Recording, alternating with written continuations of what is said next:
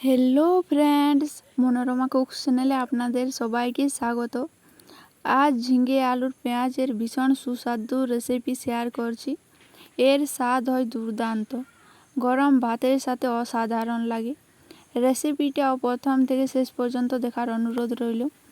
রেসিপিটা তৈরির জন্য প্রথমে এখানে আমি নিয়েছি ঝিঙে, পেঁয়াজ আর নিয়েছি আলু আর কাঁচা লঙ্কা। ঝিঙের খোসা কিন্তু আমি খুবই পাতলা করে ছাড়িয়ে নিয়েছি, এইভাবে টুকরো টুকরো করে কেটে নিয়েছি।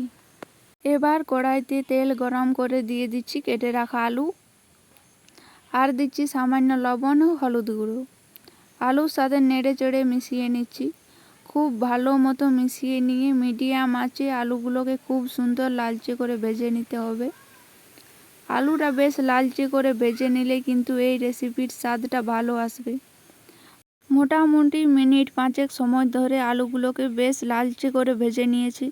এবার আলুগুলোকে তুলে নেব। কড়াইয়ের বাদবাকি তেলের মধ্যে দিয়ে দিচ্ছি ফোড়ন, অল্প পরিমাণে কালো জিরে। কেউ যদি কালো জিরে অপছন্দ করেন সেক্ষেত্রে সাদা জিরে দিলেও চলবে। দিয়ে দিলাম 4টে কাঁচা লঙ্কা টুকরো করে, তবে ঝালটা নিজেদের ইচ্ছা মতো ব্যবহার করতে হবে। ফোড়ন ভেজে দিয়ে দিলাম 2টো মিডিয়াম সাইজের পেঁয়াজ কুচি, আর মিডিয়াম আঁচে পেঁয়াজগুলোকে হালকা লালচে করে ভেজে নিতে হবে। খুব বেশি কড়া করে ভাজার কোনো প্রয়োজন নেই। কেউ যদি নিরামিষ খেতে পছন্দ করেন সেক্ষেত্রে পেঁয়াজটা বাদে রান্নাটা করতে পারেন। পেঁয়াজটা হালকা করে ভেজে নিয়েছি। এবার কেটে রাখা ঝিঙেগুলো দিয়ে দিলাম। ঝিঙেগুলো পেঁয়াজের সাথে ভালোভাবে মিশিয়ে নিয়ে মিনিট 2 সময় নিয়ে ভেজে নিতে হবে।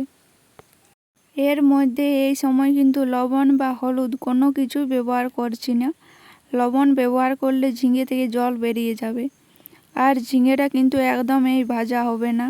সেই জন্যে কিন্তু লবণ বা হলুদ কোনো কিছু না দিয়েই একটু সময় নিয়ে ভেজে নিতে হবে। মিনিট 2 সময় নিয়ে ঝিঙেগুলো ভেজে নেওয়াতেই দেখুন ঝিঙেগুলো কিন্তু অনেকটাই নরম হয়ে গেছে, মানে মজেও গেছে অনেকটা। এবার আমি এর মধ্যে দিয়ে দেবো স্বাদ মতো লবণ।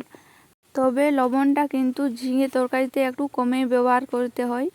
লবণ যদি ঝিঙে তরকারিতে বেশি হয়ে যায় তাহলে কিন্তু তরকারিটা খেতে একদমই ভালো লাগে না। সামান্য পরিমাণে একটু হলুদ গুঁড়ো দিয়ে দিলাম।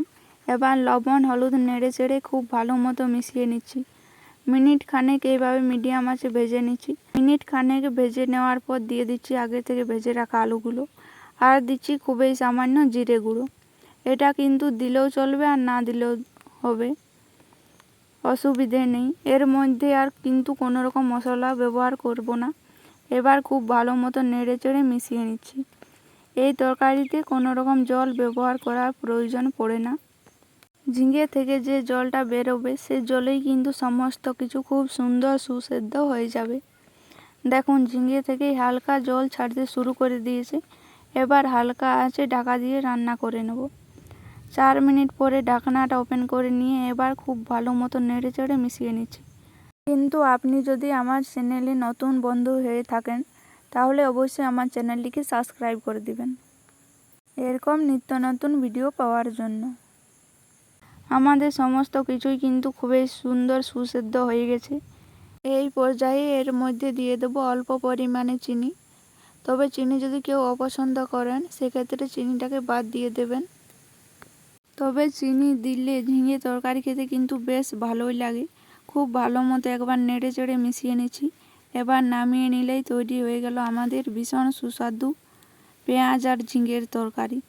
ঝিঙে থেকে যে তেলটা বেরিয়েছে তেলটা দিয়েই কিন্তু অনেকটা ভাত মেখে খাওয়া যায়। খেতে কিন্তু জাস্ট অসাধারণ লাগে।